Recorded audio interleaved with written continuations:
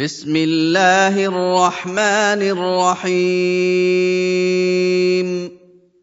والمرسلات عرفا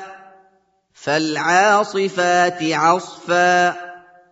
والناشرات نشرا فالفارقات فرقا فالملقيات ذكرا عذرا أو نذرا إنما توعدون لواقع فإذا النجوم طمست وإذا السماء فرجت وإذا الجبال نسفت وإذا الرسل أقتت لأي يوم أجلت ليوم الفصل وما أدراك ما يوم الفصل ويل يومئذ للمكذبين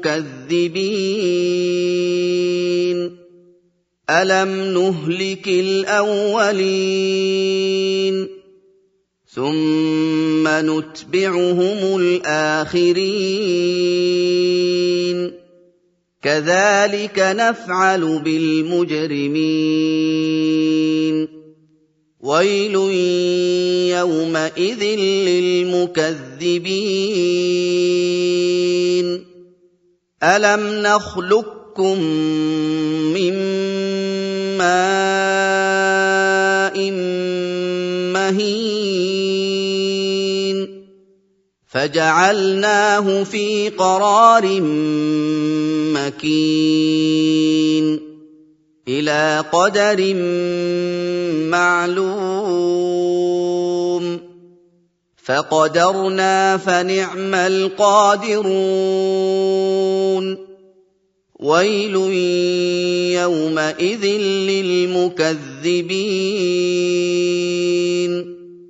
ألم نجعل الأرض كفاتا أحياء وأمواتا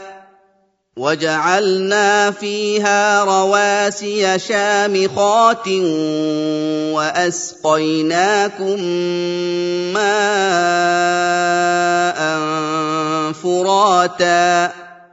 ويل يومئذ للمكذبين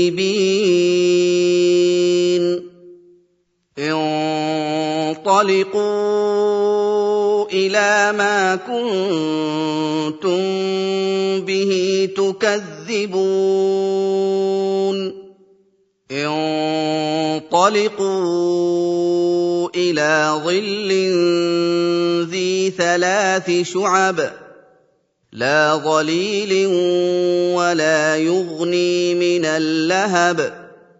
إنها ترمي بشرر كالقصر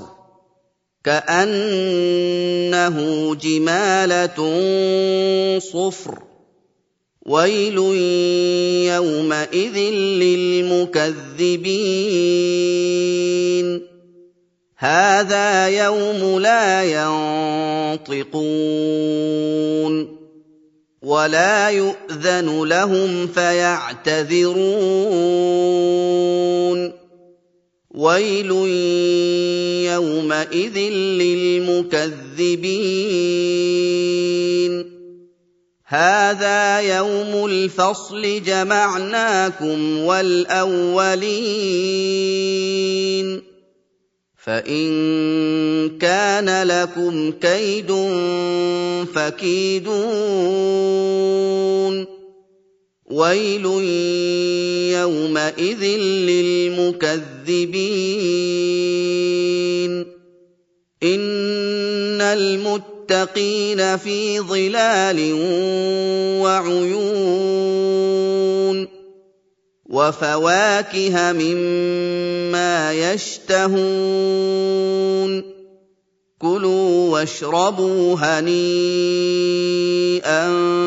بما كنتم تعملون إنا كذلك نجزي المحسنين وَيْلٌ يَوْمَئِذٍ لِّلْمُكَذِّبِينَ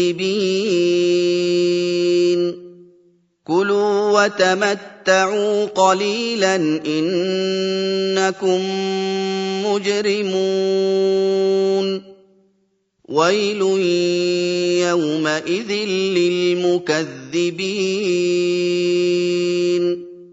وَإِذَا قِيلَ لَهُمُ ارْكَعُوا لَا يَرْكَعُونَ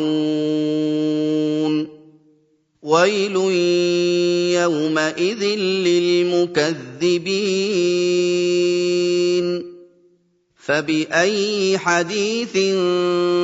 بَعْدَهُ يُؤْمِنُونَ